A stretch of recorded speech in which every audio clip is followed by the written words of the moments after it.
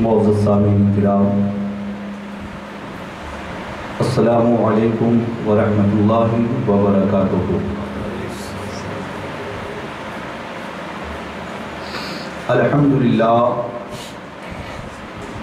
الحمدللہ نحمده ونستعینه ونستغفره ونؤمن به ونتوکل علیہ ونعوذ باللہ من شرور انفسنا ومن سیئات اعمالنا، من یهده اللہ فلا مضل له ومن يضلله فلا هادي له، ونشهد أن لا إله إلا الله وحده لا شريك له، ونشهد أن محمدا عبده ورسوله، أما بعد فأعوذ بالله من الشيطان الرجيم، بسم الله الرحمن الرحيم، للرجال نصيب مما ترك الوالدان والأقربون وللنساء نصيب مما ترك الوالدان والأقربون مما قل منه أو كثر نصيبا مفروضا۔ صدق الله العظيم وصدق رسوله النبي الأمين المتين الكريم، ونحن على ذلك لمن الشاهدين والشاكرين، والحمد للہ رب العالمین۔ آئیے ہم سب مل کر حصول سعادت کے لیے اپنے پیارے نبی حضور رحمت للعالمین شفیع المذنبین سرکار دو عالم نور مجسم جناب احمد مجتبی محمد مصطفیٰ صلی اللہ تعالیٰ علیہ وآلہ وسلم کی بارگاہ اقدس میں ہدیہ درود پیش کریں۔ اللہم صلی علی سیدنا شفینا حبیبنا نبینا مولانا محمد مبارک وسلم، صلو علیہ صلاۃ و سلاما علیک یا حبیب اللہ یا رسول اللہ صلی اللہ تعالی علیہ وآلہ وسلم۔ مذہب اسلام نے جس طرح دوسرے معاملات میں افراط و تفرید کی بیخ کنی کرتے ہوئے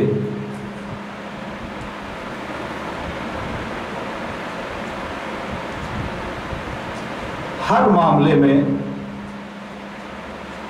ایک متوازن معتدل راہ اختیار کرنے کا ہمیں طریقہ بتایا ہے، اسی طرح وراثت کے قانون میں بھی اس نے ہر افراط و تفرید کو ختم کر کے ہمیں ایک عادلانہ نظام میراث عطا کیا ہے۔ حضرت عبداللہ ابن عمرو ابن عاصم رضی اللہ عنہ کی ایک روایت ہے، ان عبداللہ ابن عمرو ابن العاص رضی اللہ عنہ قال العلم ثلاثۃ وما سوا ذلك فضل، آیت محکمۃ او سنت قائمۃ او فریضۃ عادلۃ۔ حضرت عبداللہ ابن عمرو ابن عاص رضی اللہ عنہ نے فرمایا کہ علم جو ہے تین طرح کا ہے، علم تین ہیں، اور اس کے سوا جو علم ہے وہ باب فضیلت سے تعلق رکھتا ہے، افضل ہے۔ تو وہ علم جنہیں عبداللہ ابن عمرو ابن عاص نے تین کہا اور باقی کو کہا کہ اس کا حاصل کرنا افضل ہے، فضیلت رکھتا ہے، ایک آیت محکمۃ، اللہ کی آیات محکمات، اور سنت قائمۃ، اور رسول کی سنت،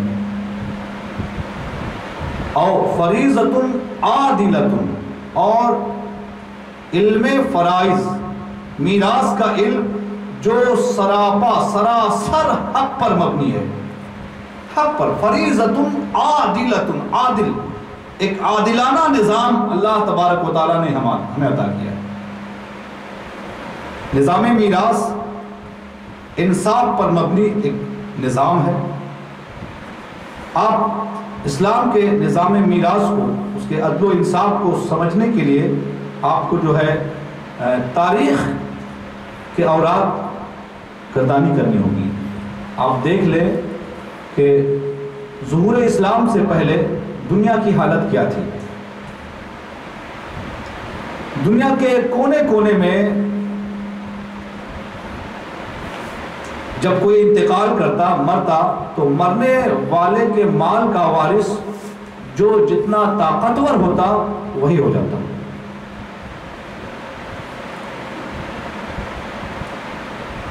عورتوں کو وراثت سے محروم کر دیتے۔ کہیں یہ تھا کہ جو بہادر ہو، قوت والا ہو، وہی وراثت کا حقدار ہے، کمزور کو نہیں دیتے، بچوں کو نہیں دیتے، جو بوڑھے ہو جاتے بوڑھوں کو وراثت نہیں دیتے کہ یہ تو اب جنگ نہیں کر سکتے ہیں، مال غنیمت حاصل نہیں کر سکتے۔ اسی طرح بچوں کو بھی نہیں دیتے، عورتوں کو نہیں دیتے۔ آئیے ہم اسلام کا نظام میراث اور اس کا عادلانہ نظام سننے سے پہلے کچھ تاریخی واقعات کو سنیں، تو تاریخی حقائق کو سنیں۔ ظہور اسلام سے پہلے یہودیوں کا نظام میراث کیا تھا، وہ ان کا وراثت کا قانون کیا تھا۔ یہودی وہ لوگ ہیں جو حضرت موسیٰ علیہ السلام کی پیروی کا دعویٰ کرتے ہیں۔ یہ یہود جو ہے حادث سے مشتق ہے، جو حضرت موسیٰ علیہ السلام کے ایک قول، ایک مقولہ ہے، ہدنا الیک اے رجعنا، اسی سے علماء نے کہا کہ یہ اس سے مشتق ہے۔ اور یہ بھی قول منقول ہے کہ حضرت یعقوب علیہ السلام کی ایک اولاد میں ایک کا نام یہودا تھا، انہی طرف نسبت کرتے ہوئے اس کی اولاد کو یہودی کہتے ہیں۔ اور چونکہ یہ یعقوب علیہ السلام کی اولاد میں سے ہیں، اور عبرانی زبان میں یعقوب علیہ السلام کا نام اسرائیل تھا، اس لیے ان لوگوں کو بنی اسرائیل بھی کہتے ہیں۔ یہودیوں کو بنی اسرائیل بھی کہتے ہیں، چونکہ یہ انہی کی نسل سے، حضرت یعقوب کی نسل سے ہے، اور آپ کا نام عبرانی زبان میں اسرائیل تھا۔ اب ان کا قانون دیکھیں، وراثت کا قانون کیا تھا۔ ان کا قانون یہ تھا کہ وراثت کا حقدار صرف جو ہے مرد ہو سکتا ہے۔ ان کے قانون میں جو ہے یا تو لڑکا وارث ہوگا، یا باپ وارث ہوگا، یا بھائی وارث ہوگا، یا چچا۔ عورتوں کو سراسر یہ وراثت سے جو ہے الگ کر دیتے ہیں، خواہ وہ عورت اس کی بیوی ہو، خواہ اس کی ماں ہو، اس کی بہن ہو، اس کی بیٹی ہو، مرنے والے کی بیٹی ہو، قطعاً وراثت نہیں دیتے۔ مثال کے طور پر ایک انسان کی موت ہوئی، مرنے والے کا بیٹا ہے، تو مرنے والے کا جتنا مال ہوتا تمام مال جو ہے بیٹا لے لیتا۔ اور ان میں بھی طریقہ یہ تھا کہ ان بیٹوں میں جو سب سے بڑا ہوتا تو سب سے بڑے بیٹے کو اور بیٹوں کا دوگنا ملتا، یعنی بیٹوں میں بھی برابری کا نہیں تھا، تمام بیٹے کو برابر نہیں، بڑا جو ہے دوگنا پاتا۔ اسی طرح اگر کوئی مرا، انتقال ہوا اور اس نے بیٹی چھوڑا، تو بیٹی کو وراثت کے مال سے کچھ بھی نہیں دیتے، ہاں صرف جو ہے اس کے نان و نفقہ کا خرچہ جو ہے وہ باپ کی ذمہ ہوتا، اور اگر اس نے شادی کر لی ہے تو شادی کے جو اخراجات ہوتے اس کو برداشت کرتا۔ وراثت سے بیٹی کو بالکل ایک پائی نہیں دیتا۔ ایسی اگر کسی کا انتقال ہوا اور اس نے ماں کو چھوڑا، ماں اس کی باپ زندہ ہے، تو وراثت کے مال سے ماں کو بھی نہیں دی، اس لیے کہ یہ عورتوں میں سے شمار ہو گئے، وہ خواہ عورت ماں کی شکل میں ہو، بیٹی کی شکل میں ہو۔ اور اگر ماں مر جاتی تو ماں کی جائیداد کو اس کی اولاد جو ہے، اس کے لڑکے اولاد جو بیٹے ہیں سب لے لیتے، اور کوئی بیٹا یا بیٹی مرا، بیٹی مری تب بھی ماں کو نہیں حصہ ملتا اور اس کی ماں زندہ ہو، بیٹا مرا اس کی ماں زندہ ہو تو حصہ نہیں ملتا۔ یہاں تک کہ بیوی، وہ بھی ایک عورت ہے اور شوہر کے ساتھ پوری زندگی وہ وفاداری نبھاتی ہے۔ اگر بیوی مر جائے تو شوہر بیوی کی پوری جائیداد کو لے لیتا، تنہا لے لیتا، اور اگر بیوی سے پہلے شوہر مر جاتا تو بیوی کو ایک حصہ بھی ذرا برابر نہیں ملتا۔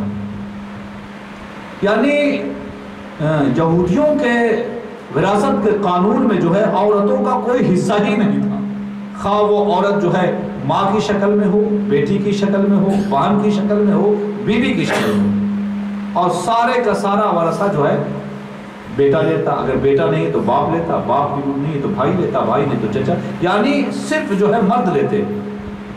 یہاں تک کہ اگر کوئی وارث نہیں ہوتا، نہ بیٹا، نہ باپ، نہ بھائی، نہ چچا، تو جو سب سے پہلے قبضہ کر لیتا وراثت کا مال اسی کا ہو جاتا۔ ہاں یہ کہ 3 سال تک اس کے پاس بطور امانت مال رکھا رہتا، اگر 3 سال کے اندر کسی نے وارث ہونے کا دعویٰ کیا تو اس کو دے دیا جاتا، ورنہ جس نے قبضہ کر لیا، سب سے پہلے جس نے قبضہ کر لیا ہڑپ جاتا وہ مال۔ تو یہ تھا یہودیوں کا وراثت بانٹنے کا قانون، جو زیادتی پر مبنی ہے، کہ عورتوں کو قطعاً محروم کر دیتے۔ اسی طرح آپ عیسائیوں، نصارہ کا اصول و ضابطہ دیکھیں۔ نصارہ جو ہے عیسائی، یہ وہ لوگ ہیں جو حضرت عیسیٰ علیہ السلام کی پیروی کا دعویٰ کرتے ہیں، اور انجیل میں زیادہ تر جو ہے انجیل واعظ و نصیحت پر مبنی ہے، اس کے احکام زیادہ تر جو ہے روحانیت کی تعلیم سے پر ہیں۔ تو عیسائی حضرات میں ان کا اپنا کوئی وراثت کا قانون نہیں ہے۔ زیادہ تر لوگ عیسائی وہی یہودیوں کے بنائے ہوئے اصول پر، یہودیوں کے اصول پر جو ہے عمل کرتے ہیں، اور دوسری شریعتوں کو بھی کوئی ملا لیتا ہے، کچھ یہاں سے دیا، کچھ وہاں سے دیا۔ بہت سے ملک ایسے بھی ہیں جہاں جو ہے اسلام کی بنایا ہوا نظام میراث جو ہے اس پر بھی عیسائی لوگ عمل کرتے ہیں۔ یعنی عیسائیوں کا اپنا کوئی اصول نہیں ہے، وہ یہودیوں کے اور کچھ دیگر شریعتوں کو لے کر اسی طرح وراثت کا مال بانٹتے ہیں۔ کہیں کہیں ایسا بھی ہے کہ اسلامی شریعت پر عمل پیرا ہے۔ عرب کا حال دیکھ لیں، ظہور اسلام سے پہلے عرب کا کیا حال تھا۔ عرب کہتے ہیں، جزیرہ عرب جو ریگستانی علاقہ ہے وہاں بسنے والے کو عرب کہتے ہیں۔ یہ قبائل کی صورت میں ہوا کرتے تھے، اور یہ اسی جگہ بود و باش اختیار کرتے جہاں دیکھتے کہ یہاں پانی ہے اور گھاس وغیرہ ہے، ہریالی ہے، وہاں وہ قیام کر لیتے، اور پھر وہ اگر کمی محسوس کرتے تو دوسری جگہ منتقل ہو جاتے۔ ان کا کوئی کلچر نہیں تھا، ایک انتظامی ایک نظام نہیں تھا، نظام معاشرت نہیں تھا، جگہ بدلتے رہتے۔ اسی وجہ سے ان کے اندر جو ہے لوٹ کھسوٹ، لوٹنا ان کے اندر جو ہے یہ عادت تھی، اور اس پر وہ فخر کیا کرتے تھے۔ اسی لیے وہ جو ہے وراثت کا حقدار اسی کو جانتے تھے جو جرأت مند ہو، بہادر ہو، دوسروں سے مقابلہ کر کے دوسروں کا مال حاصل کر سکے، مال غنیمت حاصل کر سکے۔ اسی لیے وہ کمزوروں کو جو ہے وراثت کا مال نہیں دیتے، بچوں کو نہیں دیتے، عورتوں کو نہیں دیتے، کہ یہ جو ہے جنگوں میں کام نہیں آتے۔ ان کے یہاں 3 طریقہ تھا وراثت بانٹنے کا، ایک نسب، دوسرا المتبنہ، اور الحلف یعنی معاہدہ۔ اور نسب میں بھی وہ انہی خونی رشتہ دار کو دیتے جو مرد ہوتا۔ مرد میں بھی اگر وہ بوڑھا شخص ہے یا چھوٹا بچہ کمزور ہے تو انہیں نہیں دیتے، اور جو ان میں بڑا ہوتا تو بڑا سارا کا سارا جو ہے سارا کا سارا وراثت سمیٹ لیتا، اور دوسرے بھائیوں کو نہیں دیتا۔ خونی رشتے میں بھی جو ہے سب کو برابر حق نہیں تھا۔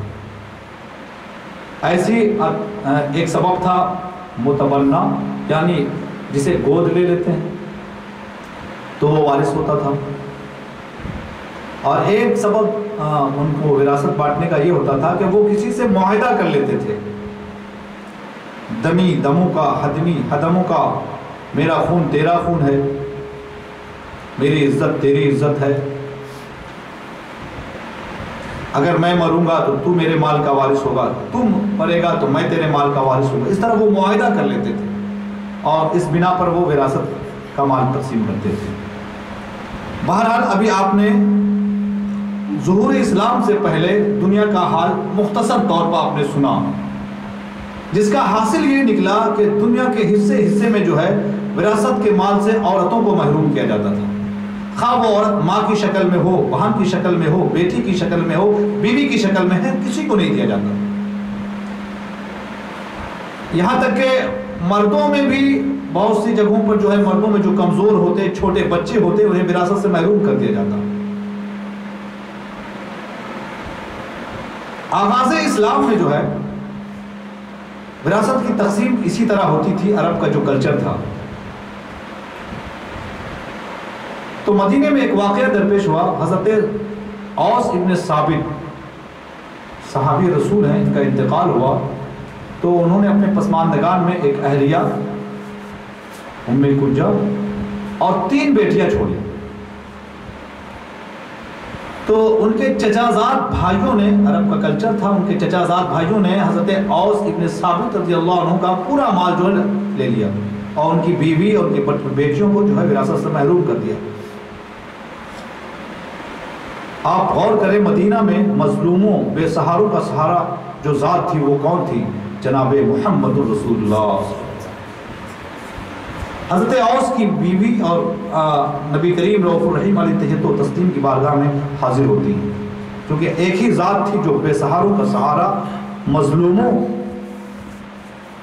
کی مددگار تھی.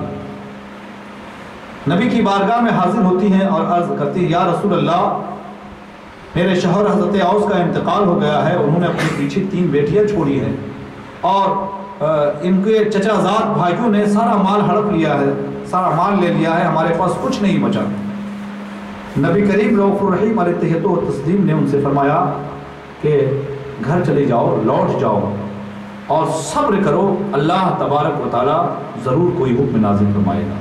تو اللہ تبارک و تعالیٰ نے سورہ نساء کی اس آیت للرجال نصیب مما ترک الوالدان نازل، یہ آیت نازل ہوئی. وللنساء نصیب مما ترک الوالدان، یہ آیت نازل ہوئی کہ مردوں کے لیے رجال نصیب مما ترک الوالدان والاقربون، مردوں کے لیے اس کے ترکے میں سے جو اس کے ماں باپ اور قریبی رشتہ دار نے چھوڑا ہے حصہ ہے. وللنساء، اور عورتوں کے لیے بھی نصیب حصہ ہے، مما ترک الوالدان والاقربون مما قل منہ او کثر، خواہ وہ وراثت کا مال تھوڑا ہو یا زیادہ. نصیبا مفروضہ، اور اللہ نے پھر فرمایا کہ یہ عورتوں کا بھی حصہ ہے، مردوں کا بھی حصہ ہے، یہ اللہ نے مقرر کر دیا ہے. نصیبا مفروضہ. قرآن کی یہ آیت نازل ہوئی اور ظہور اسلام سے پہلے، طلوع اسلام سے پہلے جو عالم میں عورتوں کو وراثت سے محروم کر دیا جاتا تھا، اللہ نے اس آیت کو نازل فرما کے اس تمام قانون کو رد فرما دیا کہ وراثت میں جو ہے جس طرح مردوں کا حق ہے اسی طرح عورتوں کا بھی ہے. للرجال نصیب مما ترک الوالدان والاقربون وللنساء، عورتوں کا بھی حصہ ہے، وللنساء نصیب مما ترک الوالدان والاقربون مما قل منہ او کثر نصیبا مفروضا. وراثت خواہ کم ہو یا زیادہ، کہ اللہ نے مقرر کر دیا ہے کہ عورتوں کو بھی حصہ ملنا ہے. تو وہ زیادتی جو پہلے سے چلی آ رہی تھی کہ یا تو بڑا بیٹا پورا ہڑپ لیتا، یا چھوٹے بچوں کو نہ دیا جاتا، عورتوں کو نہ دیا جاتا، اللہ تبارک و تعالیٰ نے اسے جڑ سے کاٹ کر پھینک دیا کہ وراثت میں جس طرح جو ہے مرد کا حق ہے اسی طرح عورتوں کا بھی حق ہے. ابھی عورتوں کی تفصیل نہیں بیان ہوئی کہ کس عورت کو کتنا حصہ، لیکن اس آیت کے نزول کے بعد اللہ تبارک و تعالیٰ نے جو ہے یہ ان پرانے قانون کو، اس پرانے ظالمانہ قانون کو ختم کر کے ایک عادلانہ نظام دنیا کو فراہم کیا. میراث کا ایک عادلانہ نظام، اور دنیا پھر عدل و انصاف سے روشناس ہوئی. تو نبی کریم رؤوف الرحیم علیہ تحیت و تسلیم نے حضرت اوس کی اہلیہ کو بلایا اور کہا کہ اور ان کے اہلیہ کی صاحبزادی کے جو چچازاد تھے 2، جنہوں نے پورا ہڑپ لیا تھا مال، ان کو بلایا اور کہا کہ وراثت میں جو ہے عورتوں کا بھی حصہ ہے، ابھی تم جو ہے اس کی تفصیل آئی نہیں ہے، تم اوس کے مال کی حفاظت کرو۔ ابھی اس واقعہ کے ہوئے بہت دن نہیں گزرا تھا کہ جنگ احد میں ایک صحابی رسول حضرت سعد ابن ربیع رضی اللہ تعالیٰ عنہ شہید ہوئے۔ سعد ابن ربیع، انہوں نے بھی اپنے پسماندگان میں ایک بیوی اور 2 بیٹی چھوڑا۔ تو حضرت سعد ابن ربیع کے بھائی نے ان کا پورا مال لے لیا اور ان کی بیوی بیٹیوں کے لیے کچھ نہیں چھوڑا۔ تو حضرت سعد ابن ربیع کی اہلیہ نبی کریم رؤوف الرحیم علیہ تحیۃ و تسلیم کی بارگاہ میں حاضر ہوئی اور اپنا سارا حال سنایا کہ حضرت سعد جو ہے جنگ احد میں شہید ہو گئے ہیں، انہوں نے اپنے پیچھے 2 بیٹیاں چھوڑی ہیں اور سارا مال ان کے بھائی نے لے لیا ہے، اور مال نہ ہونے کی وجہ سے ان کی شادی، بیٹیوں کی شادی نہیں ہوگی۔ تو نبی کریم رؤوف الرحیم علیہ تحیۃ و تسلیم نے جو ہے کہا کہ صبر کرو، گھر چلی جاؤ اور اللہ تبارک و تعالیٰ اس کا فیصلہ فرمائے، اللہ فیصلہ فرمائے۔ اور ایک روایت جو ہے حضرت جابر رضی اللہ تعالیٰ، جابر بن عبداللہ رضی اللہ تعالیٰ عنہ سے مروی ہے، آپ فرماتے ہیں کہ ایک مرتبہ جو ہے نبی کریم رؤوف الرحیم علیہ تحیۃ و تسلیم حضرت ابو بکر صدیق کے ساتھ، میں بیمار تھا تو میری عیادت کے لیے جو ہے بنو سلمہ کے محلے میں حاضر ہوئے۔ تو جب آپ حاضر ہوئے تو میں بے ہوش تھا، تو نبی کریم صلی اللہ تعالیٰ علیہ وسلم نے وضو کے لیے پانی منگایا، آپ نے وضو کیا اور بچے ہوئے پانی سے چھڑکا، تو میں ہوش میں آ گیا۔ تو میں نبی کریم رؤوف الرحیم علیہ تحیۃ و تسلیم نے نبی کریم سے حضرت جابر نے عرض کیا، یا رسول اللہ میں اپنے وراثت کے مال کے بارے میں کیا کروں کہ میرے وارث کون ہوں گے؟ حضرت جابر کے جو ہے اولاد نہیں تھی اور بہنیں تھیں۔ تو اس وقت اللہ فرماتے ہیں کہ اللہ تبارک و تعالیٰ نے میراث کی یہ آیت جو سورہ نساء میں آیت نمبر 11 اور آیت نمبر 12 یہ سے نازل فرمایا، اور آخر میں ایک آیت ہے آیت نمبر 176 ہے۔ یہ 3 آیت جو ہے جو وراثت کی تفصیل سے اللہ تبارک و تعالیٰ نے بیان کیا۔ اللہ نے آیت نازل کی، یوصیکم اللہ فی اولادکم للذکر مثل حظ الانثیین۔ اب ذرا غور کریں، دنیا جو عورتوں کو جو ہے وراثت سے محروم کر دیتی تھی، خواہ وہ عورت جو ہے کسی شکل میں ہو، اس کی ماں کی شکل میں ہو، بہن کی شکل میں ہو، بیوی ہو، بیٹی ہو، کسی صورت میں جو ہے وراثت کا حقدار نہیں سمجھتی تھی۔ اللہ تبارک و تعالیٰ نے آیت میراث نازل کیا اور یہ حکم دیا ماں باپ کو، یوصیکم اللہ فی اولادکم، اللہ تمہیں تمہارے اولاد کے بارے میں یہ حکم دے رہا ہے۔ پھر اللہ نے میراث کا ایک نظام، عادلانہ نظام ہمیں عطا فرمایا۔ یوصیکم اللہ فی اولادکم، ماں باپ کو اللہ تبارک و تعالیٰ نے حکم دیا، والدین کو، کہ تمہارے بچوں کے بارے میں، اولاد جو ہے، ولد جو ہے یہ ایسا ہے جو لڑکا لڑکی دونوں کو بولا جاتا ہے عربی میں۔ تمہاری اولاد کے بارے میں حکم دیتا ہے للذکر مثل حظ الانثیین، کہ مردوں کا حصہ 2 عورتوں کے حصے کے برابر ہے۔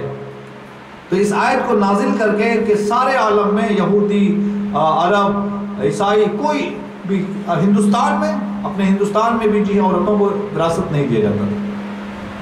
اللہ تبارک و تعالیٰ نے ہمیں نظام میراث، آیت میراث نازل کر کے فرمایا للذکر مثل حظ الانثیین، مردوں کو تو ملے گا ہی ملے گا، اور مردوں کو کیا ملے گا؟ عورتوں کو جو ملتا ہے، ایک عورت کو جو ملے گا، مرد کو وہ نہیں ملے گا، 2 عورت کو جو ملے گا، یعنی عورتوں کو بھی دینا ہے۔ للذکر مثل حظ، 2 عورتوں کا جو حصہ ہوگا وہ 1 مرد کا حصہ، 2 بیٹیوں کا جو حصہ ہوگا وہ 1 بیٹے کا۔ یہ اللہ تبارک و تعالیٰ نے اس طرح نہیں کہا للانثیین مثل حظ الذکر، جو 1 مرد کا حصہ ہوگا 2 بیٹی کے لیے ہوگا۔ اللہ نے جو فرمایا للذکر مثل حظ الانثیین، مرد کو تو دیتے ہو تم، مرد کو ڈبل دو، اور لڑکیوں کے لیے بھی اللہ تبارک و تعالیٰ 2 لڑکیوں کا جو حصہ ہوگا لڑکیوں کو بھی دو، اور سارے افراط و تفریط والے اصول کو اللہ تبارک و تعالیٰ نے اس اصول کی تردید فرما دی۔ پھر اللہ تبارک و تعالیٰ نے اس کی تفصیل فرمائی کہ اگر انتقال کرنے والے کا بیٹا بیٹی دونوں ہے تو بیٹے کو بھی ملے گا اور بیٹی کو بھی ملے گا. جتنا بیٹی کو 2 بیٹی کو ملے گا اتنا 1 بیٹے کو ملے گا. 2 بیٹی کے برابر 1 بیٹے, یعنی بیٹی محروم نہیں ہوگی. اور اگر صورت ایسی ہو کہ ایک شخص کا انتقال ہوا اور اس کی صرف بیٹیاں ہی بیٹیاں ہیں, بیٹا نہیں ہے. ابھی آپ نے اقوام عالم کا حال سنا. یہودیوں کا اصول تھا کہ اگر کوئی بیٹی نہ ہو تو سب سے پہلے مرد جو اس کا وارث قبضہ کر لیتا وہ, لیکن بیٹیوں کو نہیں دیتا, عورتوں کو نہیں دیتا. اللہ تبارک و تعالیٰ نے پوری تفصیل کے ساتھ بتایا اگر بیٹا بیٹی دونوں ہوں تو بیٹا کو 2 بیٹی کے برابر ملے گا. اور اگر بیٹا نہیں ہے صرف بیٹی ہو تو اللہ تبارک و تعالیٰ نے اس کا بھی حکم نازل فرمایا. اللہ تبارک و تعالیٰ ارشاد فرماتا ہے کہ فَإِن كُنَّا نِسَاءً فَوْقَ اثْنَتَيْنِ, اگر لڑکیاں 2 سے زیادہ ہوں, 2 یا 2 سے زیادہ ہوں اور لڑکے نہ ہوں, تو اللہ نے فرمایا فَلَهُنَّ ثُلُثَا مَا تَرَكَ, جو ترکہ ان کے ماں باپ نے چھوڑا ہے اس سے جو ہے بیٹی کو جو ہے 2/3 ملے گا, 2/3. اس طرح اللہ تبارک و تعالیٰ نے ایک نظام میراث, عادلانہ نظام ہمیں عطا فرمایا کہ اقوام عالم عورتوں کو, بیٹیوں کو, بیوی کو محروم کرتی تھی. اللہ تبارک و تعالیٰ نے بتایا کہ نہیں, اگر بیٹیاں 2 ہوں تو انہیں 2/3 ترکہ میں سے حصہ ملے گا, 2/3. اگر بیٹے نہیں ہیں صرف بیٹی ہے تو مال کا 3 حصہ کیا جائے گا اور 2/3 بیٹی کا ہوگا. اگر بیٹی 2 یا 2 سے زیادہ ہو اور صرف 1 بیٹی ہو تو اللہ تبارک و تعالیٰ نے اس کی بھی تفصیل بنائی. وَإِنْ كَانَتْ وَاحِدَةً, اگر صرف 1 بیٹی ہے اور بیٹا نہیں ہے, فَلَهَا النِّصْفُ, تو اسے ترکے کا, وراثت کا آدھا مال دیا جائے گا. تو اس طرح اللہ تبارک و تعالیٰ نے عورتوں کو اعزاز بخشا, انہیں عزت دی. وہ دنیا جو عورتوں کو میراث سے محروم کر رہی تھی, 1 کوڑی تک نہیں دیتی تھی, اللہ تبارک و تعالیٰ نے اسے ترکے کا آدھا مال بلکہ عزت بخشی, 2/3 حصہ اسے عورتوں کو دے کر یہ عورتوں کی عزت کو دوبالا کیا اللہ تبارک و تعالیٰ. یہ اسلام کا اعزاز ہے کہ اس نے عورتوں کو بھی میراث میں حقدار بنا کے جو ہے ایک عادلانہ نظام قانون بنایا, ایک عادلانہ نظام فراہم کیا. یہاں تک کہ عورت اگر ماں کی شکل میں ہو, ابھی ہم نے آپ کو سنایا کہ عورت کسی بھی شکل میں ہو, بیٹی کی شکل میں ہو, ماں کی شکل میں ہو, وراثت سے محروم کر دیا جاتا تھا. ابھی بیٹی کے تعلق سے آپ نے سنا کہ بیٹا بیٹی دونوں ہوں تو بیٹے کا آدھا ملے گا, جتنا بیٹا کو ملے گا اس کا آدھا بیٹی کو ملے گا. اور صرف بیٹی ہے, 1 ہے تو آدھا, پورے مال کا آدھا, اور 1 سے زیادہ 2, 3, 4 ہے تو 2/3 میں وہ لوگ بانٹیں گے آپس میں. اور عورت اگر ماں کی شکل میں ہے, دنیا عورت کو بالکل محروم کر رہی تھی, چاہے وہ ماں ہو, بیٹی ہو, مگر اسلام نے جو نظام میراث عطا کیا, اللہ تبارک و تعالیٰ ارشاد فرماتا ہے کہ وَلِأَبَوَيْهِ لِكُلِّ وَاحِدٍ مِّنْهُمَا السُّدُسُ, اگر ماں اور باپ دونوں ہیں, کسی کا انتقال ہوا اور اس کے اس کی ماں اور باپ دونوں زندہ ہیں. اب باپ تو مرد ہے, دنیا مرد کو دے رہی تھی, لیکن یہاں ماں تو عورت ہے, عورت کو دنیا محروم کر رہی تھی. مگر اللہ تبارک و تعالیٰ نے جو ہے, جہاں جو زیادتی ہو رہی تھی کہ صرف 1 پہلو کو, مرد کو وراثت ملتا تھا, عورتوں کو محروم کیا جاتا تھا, اللہ تبارک و تعالیٰ نے ماں اور باپ دونوں کو وراثت سے حصہ دے کر ایک عادلانہ نظام فراہم کیا. نظام میراث کا ایک عادلانہ قانون ہمیں عطا فرمایا. اور ارشاد فرمایا وَلِأَبَوَيْهِ لِكُلِّ وَاحِدٍ مِّنْهُمَا السُّدُسُ, اگر کوئی مر جائے اور اس نے ماں اور باپ دونوں چھوڑا ہے تو ان دونوں کو, ان میں سے ہر ایک کو ترکے کا 6واں حصہ ملے گا. ماں کو بھی ملے گا, باپ کو بھی ملے گا. اس طرح عورت اور مرد دونوں کو دے کے اسلام نے ایک عادلانہ نظام ہمیں فراہم کیا. یہ اسلام کا اعزاز ہے کہ اس نے جہاں مردوں کو وراثت کا حقدار بنایا وہاں عورتوں کو بھی وراثت کا حقدار بنایا. وَلِأَبَوَيْهِ لِكُلِّ وَاحِدٍ مِّنْهُمَا السُّدُسُ مِمَّا تَرَكَ إِنْ كَانَ لَهُ وَلَدٌ, اگر مرنے والے کا اولاد بھی ہے اور ماں باپ بھی ہیں تو کتنا ملے گا؟ ماں کو بھی 6واں اور باپ کو بھی اگر مرنے والے کے بچے بھی اولاد بھی ہیں، لڑکا لڑکی بھی ہے، ماں باپ بھی ہیں، تو لڑکے اور لڑکی کو بھی ملے گا اور ماں اور باپ دونوں کو ملے گا، یعنی مرد اور عورت دونوں کو دے کر ایک متوازن قانون، ایک متوازن ایک عادلانہ نظام اسلام نے فراہم کیا۔ اور اگر ایسا ہے کہ فَإِلَّمْ يَكُنْ لَهُ وَلَدٌ،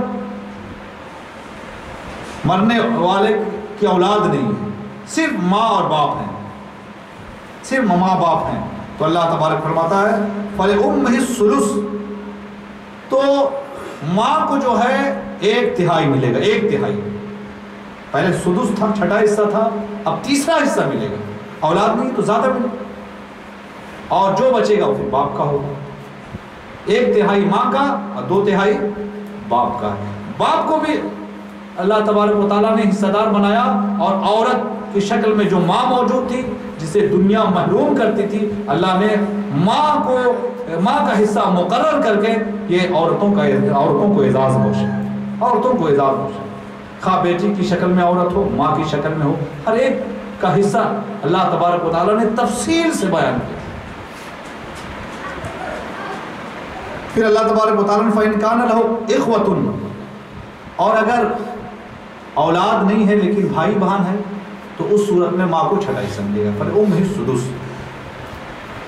پھر دیکھیے تقسیم میراث کو اللہ تبارک و تعالیٰ نے، ہوتا یہ تھا پرانے قانون میں کہ مال کو کم سے کم لوگوں تک سمٹ دیا گیا، جیسے عرب میں دستور تھا کہ کوئی انتقال کیا، اس کے 5 لڑکے ہیں تو بڑا لڑکا جو ہے پورا وراثت کا مال ہڑپ لیتا اور دوسرے 4 بھائیوں کو محروم کر دیتا، تو یہ مال جو ہے ایک جگہ پر سمٹ جاتا، مال پھیلتا نہیں اور لوگوں تک، ضرورت مندوں تک نہیں پہنچتا۔ مگر اللہ تبارک و تعالیٰ نے یہ جو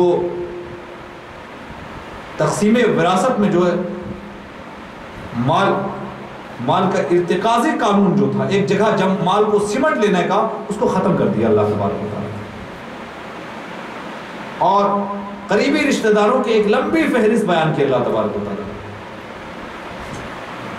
لڑکی کو ملے گا، لڑکی کو ملے گا، ماں کو ملے گا، باپ کو ملے گا، بہن کو ملے گا، ایک لمبی تفصیل بیان کی، اور ساتھ ہی ساتھ مال اور زیادہ بڑھے کہ جس کا حصہ بیان نہیں ہوا ہے، جو اصحاب فرائض میں سے نہیں ہے یا جس کو حصہ نہیں ملے گا، اس کی بھی صورت نکالی اللہ نے کہ اس کے لیے وصیت کر جائے، وصیت کر جائے، جس تک مال نہیں پہنچ رہا ہے اللہ نے کہا اس کو اس کے لیے وصیت کر جائے، اور وصیت جو ہے یہ مال وراثت کے بٹنے سے پہلے ہے۔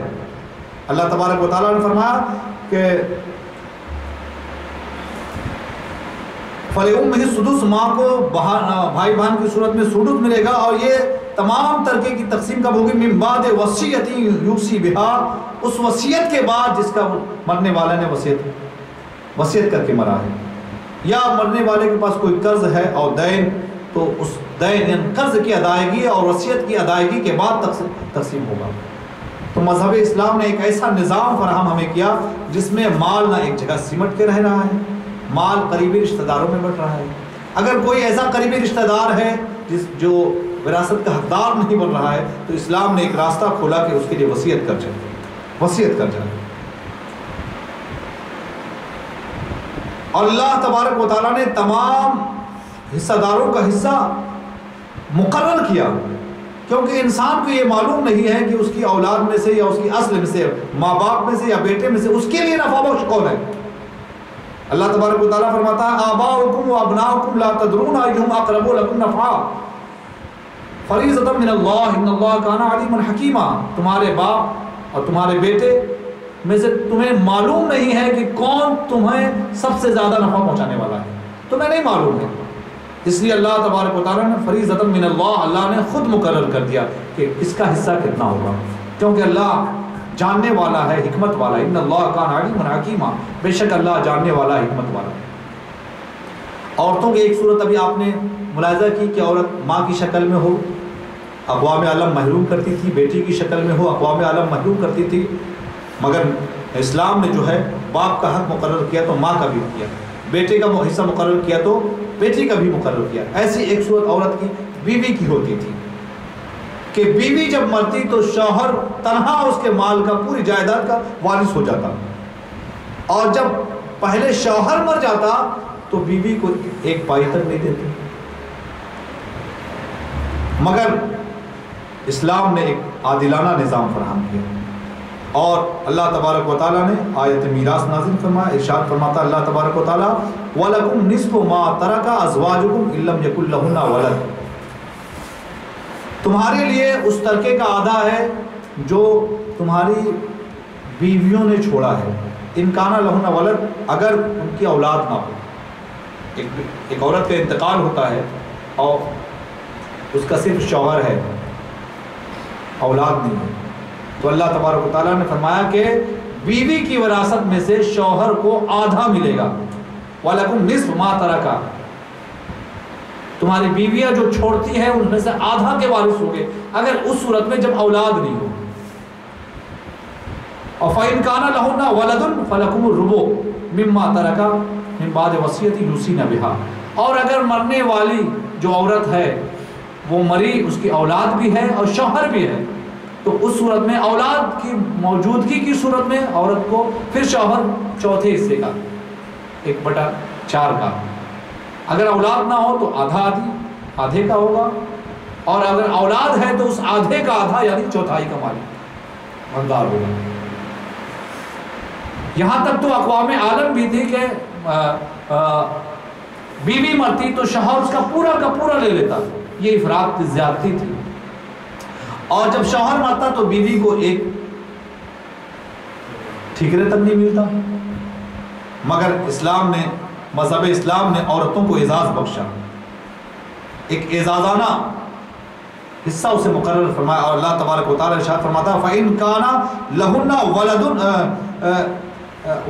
وَلَهُنَّ الرُّبُعُ مِمَّا تَرَكْتُمْ إِن لَّمْ يَكُن لَّكُمْ وَلَدٌ. عورتوں کو بھی اولاد اگر نہیں ہے, تب اگر کوئی اولاد نہیں ہے صرف بیوی ہے تو کتنا ملے گا؟ چوتھائی.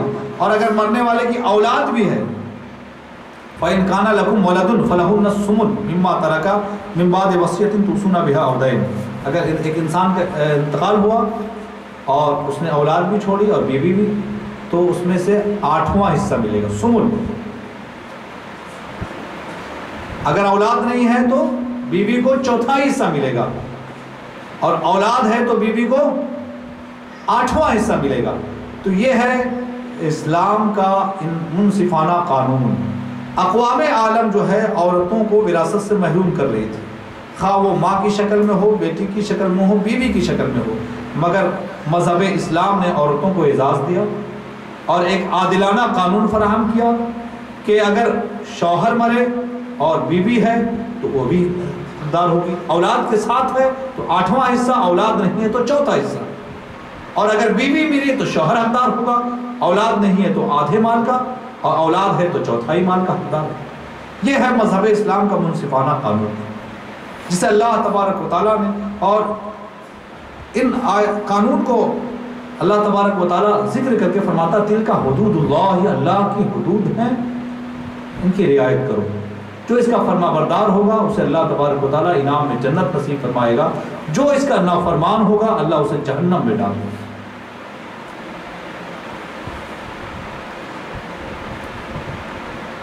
ایسے اللہ تبارک و تعالیٰ نے بھائی بہن کا حصہ تفصیلی طور پر بیان فرمایا.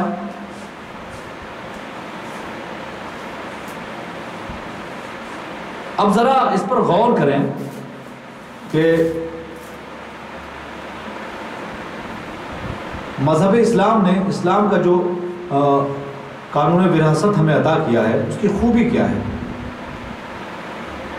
سب سے پہلے اقوام عالم کا جو وراثت کا قانون تھا اس میں خرابی سب سے بڑی تو یہ تھی کہ مال جو ہے چند لوگوں میں سمٹ رہا تھا. ایک تو عورتوں کو تو کوئی دے ہی نہیں رہا تھا, نہ ہندوستان میں, نہ عرب میں, نہ یہود و نصارہ کے قانون میں, صرف مردوں میں سمٹ رہا تھا. مردوں میں بھی جو ہے کہیں کہیں جو ہے بڑا بھائی جو ہے سارا سمیٹ لیتا خود, اور عرب میں یہ دستور تھا کہ جرأت مند ہوتا, قوت والا ہوتا, جو جنگ کر سکتا اور جنگ میں مال غنیمت حاصل کرتا وہ حقدار ہوتا. کمزوروں کو نہیں دیتے، بوڑھوں کو نہیں دیتے، بچوں کو نہیں دیتے، تو مال جو ہے سمٹ جاتا۔ اصل میراث کا قانون جو ہے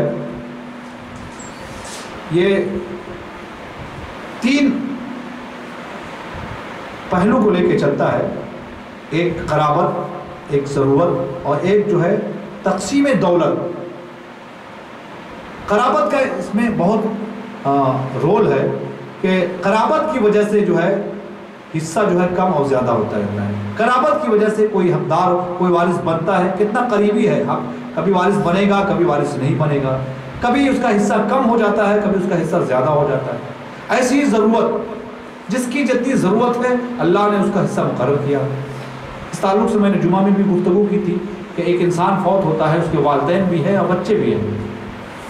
والدین کے بنسبت بچوں کی ضرورت زیادہ ہے، کیونکہ بچوں کی زندگی کا آغاز ہو رہا ہے، انہیں مال کی ضرورت ہے، جبکہ ماں باپ جو ہے اپنی زندگی گزار چکے ہیں اور آخری منزل میں انہوں نے قدم رکھا ہے، اور اس کے علاوہ یہ کہ وہ ان کی کمائی بھی ان کے پاس کچھ نہ کچھ ہوتی ہے، مگر یہاں اولاد جو ہے اپنی زندگی کا آغاز یہاں سے کرتا ہے، تو اللہ تبارک و تعالیٰ نے جو ہے ماں باپ کے بنسبت اولاد کا حصہ زیادہ رکھا ہے۔ ایسی بیٹا اور بیٹی کی پرورش ماں باپ کے ذمہ ہے، شادی ہونے کے بعد جو ہے اس کے نان و نفقہ کا ذمہ شوہر ہے، اس سے زیادہ ضرورت بیٹے کو پڑتی ہے، تو اللہ تبارک و تعالیٰ نے ضرورت کے حساب سے بیٹے کا حصہ زیادہ رکھا بیٹی کے بنسبت۔ بیٹی کو 2 بیٹی کا جو حصہ ہے وہ 1 بیٹے کا حصہ ہے۔ ایسے اللہ تبارک نظام میراث میں جو چیز پیش نظر رہتی ہے، قرابت، ضرورت کے ساتھ ساتھ تقسیم دولت، کہ مال جو ہے مرنے والے کا مال جو سمٹ کرنا رہ جائے، بلکہ رشتہ داروں میں سے جو قریب سے قریب رشتہ دار ہے وہاں تک مال پہنچ جائے۔ اسی لیے اللہ تبارک و تعالیٰ نے تفصیل سے بیان کیا ہے کہ مر جائے کوئی انسان تو اس کی تجہیز و تکفین میں پہلے مال لگے گا، پھر جو ہے اگر قرض باقی ہے تو اس کے مال سے قرض کی ادائیگی کی، اور اس نے وصیت کیا ہے تو تمام مال سے وصیت نہیں، 1/3 سے وصیت کا 1/3 مال سے اس وصیت کو پورا کرنا ہے۔ اب دیکھیے مال کہاں بٹا، وصیت اگر کسی کے بارے میں کیا گیا ہے تو وصیت جس کے نام ہے اس تک مال پہنچا، پھر وصیت کے بعد جو مال پہنچا اصحاب فرائض کو دیا جائے گا۔ اصحاب فرائض میں 12 افراد کا ذکر ہے، شوہر کو ملے گا، باپ کو ملے گا، دادا کو ملے گا، اخیافی بھائی کو ملے گا۔ عورتوں میں آ جائیں، دنیا عورتوں کو وراثت سے محروم کرتی تھی، مگر اسلام نے جہاں مردوں کا حصہ مقرر کیا عورتوں کا بھی حصہ مقرر کیا۔ ماں کو ملے گا، بیٹی کو ملے گا، پوتی کو ملے گا، دادی کو ملے گا، نانی کو ملے گا، بہن کو ملے گا، حقیقی بہن ہو یا ماں شریک بہن ہو، باپ شریک بہن ہو، تینوں کو ملے گا، حقیقی ہو یا سوتیلی ہو۔ سوتیلی کے 2 طریقے ہیں کہ باپ الگ الگ ہیں، ماں ایک ہے، یا ماں الگ الگ ہے، باپ ایک ہے۔ حقیقی ہو، اخیافی ہو، اللاتی ہو، ہر بہن کا حصہ اللہ نے مقرر کیا۔ بیوی ہو، اللہ نے اس کا حصہ مقرر کیا، دادی نانی کا حصہ مقرر کیا۔ تو اسلام نے جہاں مردوں کا حصہ مقرر کیا، عورتوں کا حصہ مقرر کر کے ایک عادلانہ نظام ہمیں فراہم کیا۔ اگر کوئی جو ہے خونی رشتہ دار نہیں ہے تو مال کو اللہ تبارک و تعالیٰ نے وسعت پھیلا کیسے، مرنے والے کا مال جو سمٹنا، جو ایک سمٹنے کا اصول دنیا میں چلا رہا تھا، اس کو ختم کر دیا اسلام نے۔ ان لوگوں کو ملے گا، ان میں سے کوئی نہیں ہے تو اگر اس کا کوئی اسباب سببی ہے، اسباب سببی مطلب کسی نے غلام کو آزاد کیا تھا، اس آزاد شدہ غلام کا کوئی وارث نہیں ہے، تو پھر اس کا اسباب سببی اس کا آقا ہوگا جس نے آزاد کیا تھا، اس کو ملے گا۔ پھر آقا کا جو قریبی رشتہ دار ہوگا، ان میں سے کوئی نہیں ہے تو آقا کا جو اگر کوئی اسباب سببی یعنی اس کو کسی نے آزاد کیا ہوگا تو اس کو ملے گا۔ ان میں سے کوئی نہیں ہے تو پھر مال ایسا نہیں ہے کہ ایک جگہ جمع ہوگا، دوبارہ رشتہ داروں کو، اصحاب فرائض کو دیا جائے گا۔ اصحاب فرائض جن کا نام ابھی ہم نے لیا، ان میں سے کوئی نہیں ہے تو پھر دوسرے قریبی رشتہ داروں کو دیا جائے گا، جس کو اصطلاح میراث کی اصطلاح میں ذوی الارحام کہتے ہیں۔ اس طرح اللہ اسلام نے جو ہے اصول میراث کو جو ہے ایسا بنایا ہے کہ مال چند افراد میں سمٹ کر نہیں رہ جائے، بلکہ مال جو ہے حقداروں تک پہنچے، مال کو پھیلائے۔ تو اسلام نظام میراث کا سب سے بڑی خوبی یہ ہے کہ یہ وہ اصول جو دنیا مال کو سمٹ کر رکھنا چاہتی تھی اس کو ختم کر دیا، اور مال کئی رشتہ داروں میں پھر بڑھ جاتا ہے۔ یہ اسلام کے وراثت کے قانون کی سب سے بڑی خوبی ہے۔ دوسری خوبی یہ ہے کہ ہر جگہ جو ہے عورتوں کو محروم کیا جاتا تھا، اللہ تبارک و تعالیٰ نے اسے جڑ سے ہی ختم کر دیا کہ عورتوں کو بھی حقدار بنایا، اور یہ آیت نازل فرمائی للرجال نصیب مما ترک الوالدان والاقربون وللنساء نصیب مما ترک الوالدان والاقربون مما قل منه او کثر نصیبا مفروضا۔ تیسری خوبی یہ ہے کہ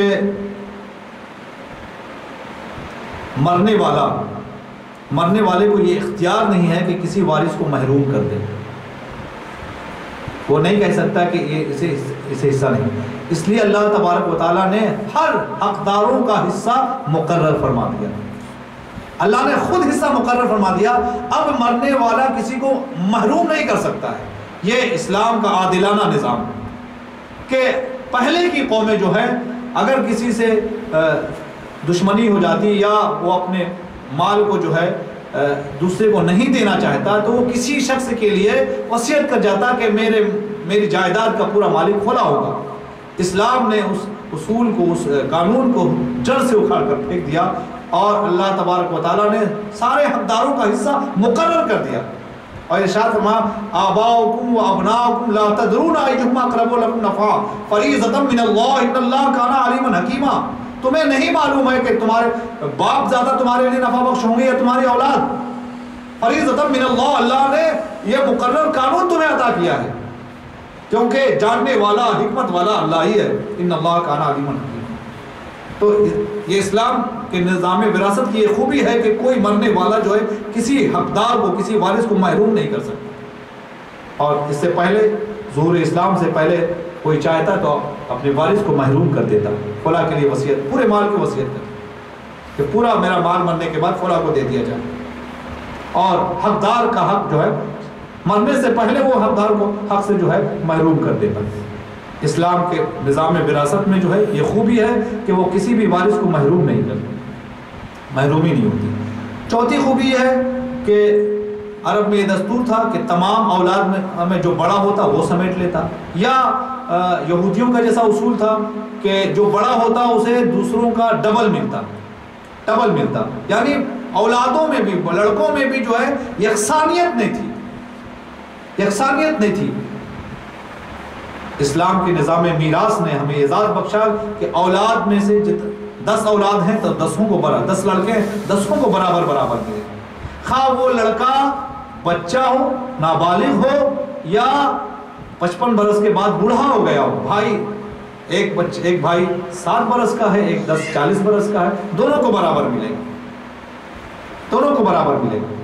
اور دنیا کا پہلے قانون تھا بڑا بھائی سرا سمیٹ لیتا یا دوسروں کا ڈبل ملتا۔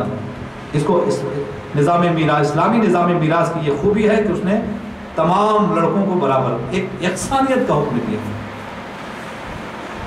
پانچویں خوبی یہ ہے کہ اگر کسی وارث کو نہیں مل رہا ہے تو وصیت کا دروازہ کھلا ہوا ہے کہ 1/3 حصہ سے اس کے لیے وصیت کر سکتا ہے۔ مثال کے طور پر کہ ایک انسان کی موت ہوئی اور اس کے 5 لڑکے تھے، لیکن ایک لڑکا جو ہے اس کی زندگی میں مر گیا تھا۔ وراثت کا مال کب ہوتا ہے؟ جب انسان مرتا ہے، مرنے سے پہلے وراثت کا مال نہیں ہوتا۔ تو اس کے 5 لڑکے تھے، ایک لڑکا اس کی زندگی میں مر گیا تھا، اور جو لڑکا مرا تھا اس کے بچے تھے۔ اب اس کا انتقال ہوا تو اس کی موت کے وقت 4 ہی لڑکے بچے تھے، 5واں لڑکا جو ختم ہو گیا تھا اس کی اولاد ہیں، یہ نہیں ہے، یعنی پوتے ہیں۔ تو اولاد کی موجودگی میں پوتے کا کوئی حصہ نہیں ہے، مگر ایسا نہیں ہے کہ پوتے کو کچھ نہیں دے سکتا۔ اسلام نے 1/3 حصہ سے وصیت کی اجازت دی ہے۔ اب وہ وہ پوتا جو جس کا حصہ نہیں مل رہا تھا وہ وصیت کے ذریعہ اپنے پوتوں تک اپنا مال پہنچا سکتا ہے۔ تو ایسا نہیں ہے کہ مال کو ہی سمیٹ کے ایک جگہ رکھا گیا ہے، بلکہ وصیت کا دروازہ بھی کھولا ہے کہ 1/3 مال سے وہ وصیت کر سکتا ہے۔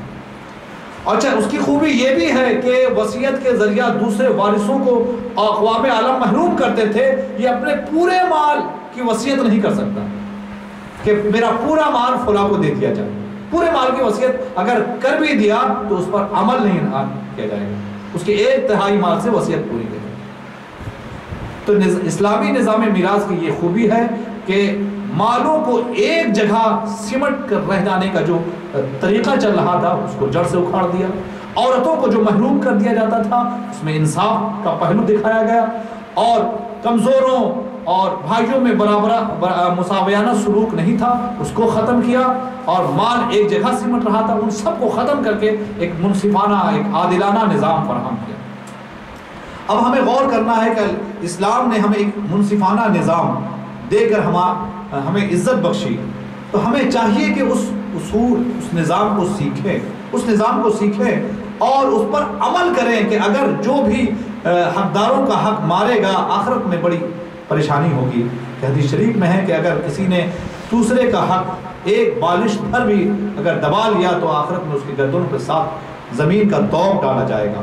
ایک دوسری روایت میں ہے کہ ساتھ زمین میں دھسا دیا جائے گا۔ اللہ تبارک و تعالی ہم تمام مسلمانوں کو نظام میراث، وراثت کا قانون، علم میراث جو علم فرائض ہے اسے سیکھ کر اس پر عمل کرنے کی توفیق مرحمت فرمائے۔ وآخر دعوانا ان الحمد للہ رب العالمین۔